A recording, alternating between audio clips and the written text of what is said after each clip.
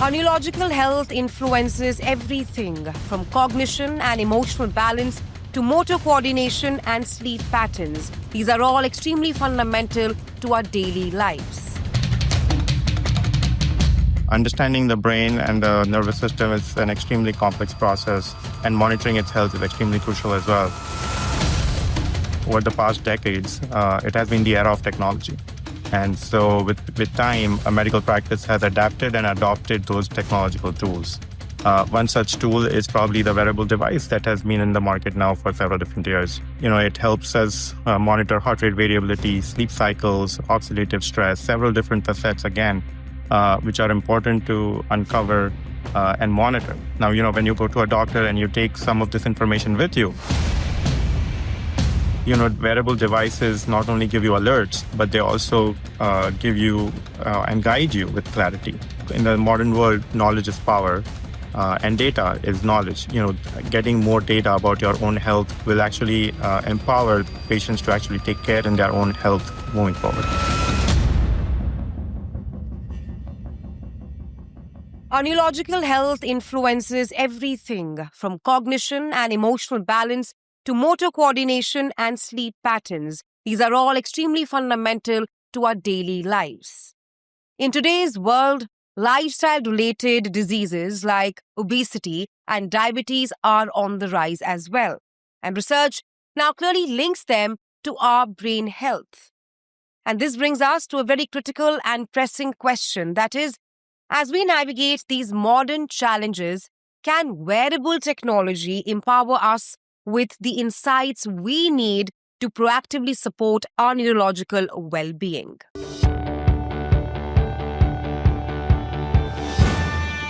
Hello and welcome to Samsung Health Watch, your go-to podcast for meaningful conversation on the convergence of health and technology.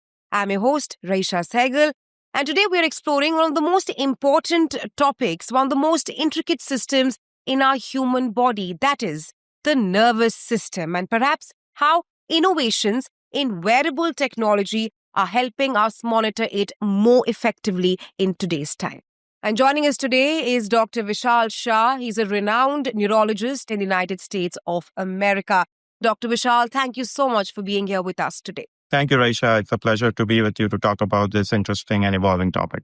Let's start first by unpacking the complexity of the nervous system. Why is it perhaps so uniquely challenging to monitor neurological health, perhaps compared to something like tracking your heart rate? That's a great question. Understanding the brain and the nervous system is an extremely complex process, and monitoring its health is extremely crucial as well. What I tell my patients is that brain and the nervous system is an electrical system, and with the electrical process, it helps us control movements, sensations, memory, emotions, and many more functions. And so there are several different facets that need to be monitored to really understand the health of the brain. My medical school professor used to tell me that understanding and monitoring brain is like flying a plane.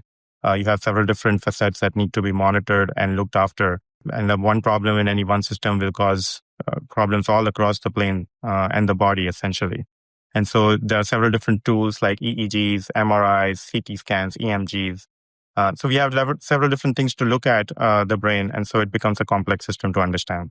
Right, Dr. Vishal, I absolutely get your point, and that clearly does paint a vivid picture. But to take that point perhaps a little more forward, I want to ask you that considering that the wearables that we're seeing today, how they've come a long way in recent years, from a neurology standpoint, how are these consumer-grade devices starting to fill some of the gaps in long-term brain health monitoring?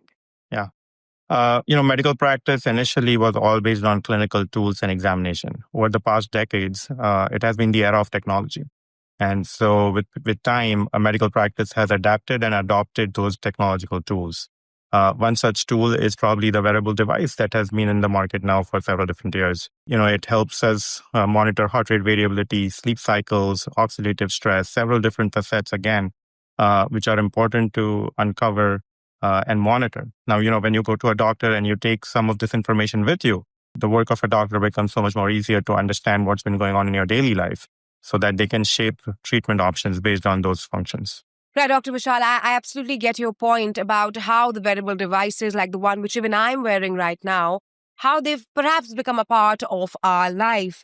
And we've also been seeing the emergence of wellness indicators, to name some, like the antioxidant index, vascular load during sleeping, bedtime coaching, and daily readiness scores based on AI. My question to you, Dr. Vishal, is that how can these insights expand neurological care?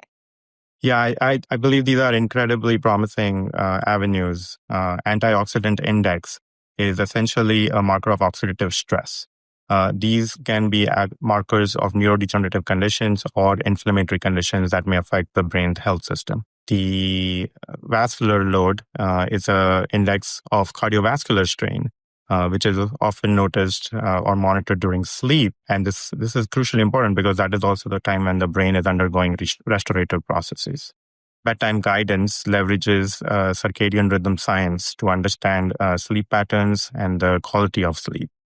This is important not only for cognition, but also memory and daily activity level. Then there are other AI-driven tools which monitor the heart rate variability, heart rate rhythm. These, along with traditional tools like ECG and blood pressure monitors, give us great insights into the heart's ability to support the rest of the body and the brain system, which will then eventually give you a 360-degree view of the neurological resilience of a person. Okay, Dr. Vishal, yes, but how can users practically respond to all these metrics?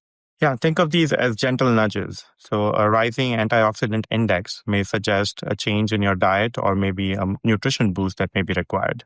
Vascular load may suggest onset of silent disorders like hypertension. Bedtime coaching is essential to understand one's sleep cycles and sleep rhythms, and that may actually help you understand how a consistent recovery process can be achieved just by improving your sleep cycles. A low energy score may actually suggest not only requirement for some physical rest, but also mental rest. And so think of these variables as pieces of puzzles. And so, sometimes to understand or solve a puzzle, you need to look at the whole picture. And that's what these variables provide us. They provide us the whole picture. And so this helps doctors make the right decision in terms of taking the next steps. Right, absolutely, Dr. Vishal. That is perhaps interesting point that you've made there. Now, continuous heart rate tracking and IHRN, they've become standard in many wearables. From perhaps a neurological lens, what potential do they hold? Yes, so I think this is a truly exciting time for wearable devices and its integration into neurological healthcare. The integration of continuous heart rate monitoring has probably been the biggest game changer in terms of wearable device technology. Heart rate monitoring or regular heart rate monitoring system helps us get alerts about a patient's heart rate. The most common or the most rising disorder in terms of heart rate is something called atrial fibrillation, which is a major risk factor for an ischemic stroke. And so wearable devices, by alerting those individuals, may actually alert the patient regarding this impending uncovered diagnosis. Traditional clinical tools used to be invasive and time consuming to actually be able to diagnose atrial fibrillation. But with wearable devices, we can actually uncover this in a non-invasive fashion. Similarly, for sleep disorders, the wearable device technology, including the heart rate monitoring, actually provides great information about the stages of sleep that a person is achieving. And that in turn will help us understand the quality of sleep that they are receiving. And those factors can then help understand and improve patients' health. So, the integration of heart rate monitoring is helping us advance neurological diagnosis, but also empowering individuals to take an active part in their healthcare. Right, Dr. Vishal, you've clearly been talking here about how the wearables can come in handy from a neurological point of view. Just to take that point forward, and on that same very thought, are there any other sensor-based advancements in wearables tech that you believe could perhaps reshape neurological care in the coming years? Yeah, certainly.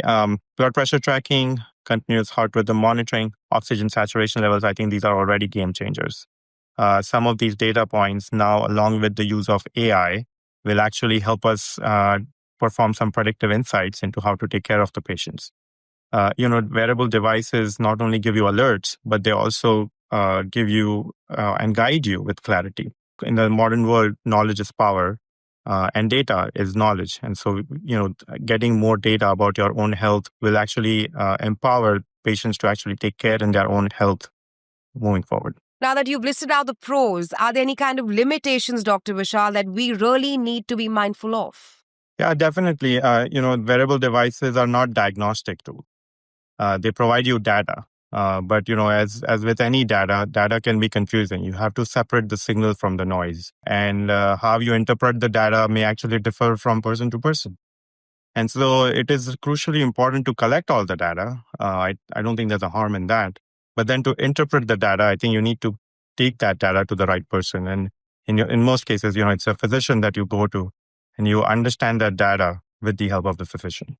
Right, Dr. Vishal. Now, we've been seeing how every second person today is wearing a wearable. And my question to you is that how can users perhaps make their wearable data more meaningful when discussing it with their doctors? Yeah, I think most devices provide exportable reports or visual summaries. I would suggest you either print them out or you keep them ready to be shared with your physician. Often patients come to my clinic with a bundle of information. And then only that information is not enough for me to really diagnose. You need to have a narrative summary of your symptoms or your complaints as well. And so integration of your complaints with the data that you get from the wearable device will be crucial. Right, Dr. Vishal, absolutely. Now, with fitness being so crucial today, many struggle with motivation when it comes to running. My question to you is that can wearables be the key to building consistent running habits and perhaps keeping users engaged? Yeah, I think it's a truly incredible feature of the wearable devices. They not only measure the number of steps, but they also measure data like pace, heart rate, the distance, the cadence. The most important part is they actually provide feedback. You see your progress as you go through it. We've all experienced this before. But not only that, it actually goes ahead and tells you the information about your heart rate, your heart rhythm, and how that has been affected as a result of your habits. You combine all of this information with AI-powered tools, and then you get something called a running coach, which basically not only gives you tangible information about your the effect of these fitness maneuvers on your health, but it also provides you an engaging and rewarding experience. I think the positive feedback, the positive reinforcement that someone gets by just having a personalized kind of an assistant in this will go a long way in having people adhere to their fitness regimens. Right, absolutely, Dr. Vishal. Now, with all this data, what ethical and privacy challenges should we be mindful of? Yes, Raisha. I think security is very important. Neurological data or healthcare data is really your personal data. And so all of this needs to be in an encrypted form. There needs to be an informed consent, and protection from misuse is paramount. I'm sure healthcare companies or companies that are coming up with wearable devices are looking into this to maintain transparency and protect this data and information. Right, absolutely, Dr. Vishal. Great insights coming from you on that end. But before we close, my last question to you, what's your final advice for users navigating this growing world of health data? Yes, Raisha. I think it's crucial to understand that wearable devices are your partners in your healthcare decision. They don't replace the tests, they don't replace the devices, medications, or the physicians that you consult. But remember, the data that you receive from these wearable devices is something that you supplement with all the information that you have. Always use the information that you get from wearable devices in context of your symptoms, and always under supervision from your physician. Right, Dr. Vishal, thank you so much for taking out your time and joining us here today and perhaps simplifying this very complex topic. Your insights has clearly elevated our understanding today. Thank you, Raisha. It was a pleasure talking with you. And thank you to our listeners for tuning in to this episode of Samsung Health Watch. We hope that this episode has inspired you to see your wearable not just as perhaps a gadget, but a companion in your journey to better brain health. See you next time. But till then, stay healthy and stay curious.